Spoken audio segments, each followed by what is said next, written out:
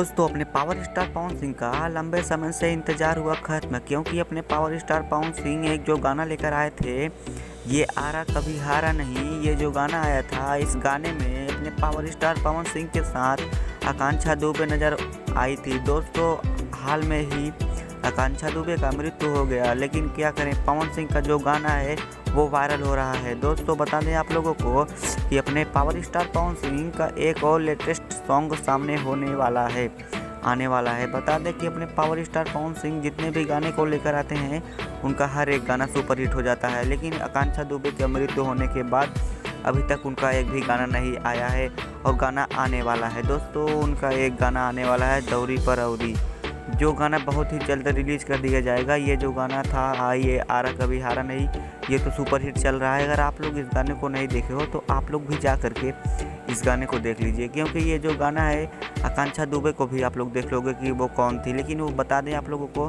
कि ये जो गाना आया था बहुत ही सुपरहिट मचा गया था। 2 दिन में 4 मिलियन के आंकड़े को क्रॉस कर दिया था ये गाना। अपने पावर स्टार पवन सिंह का गाना था ये, और एक नए चैनल पर ये गाना अपलोड किया गया था और वायरल गाना हो गया था, जो आप लोग देख लीजिए।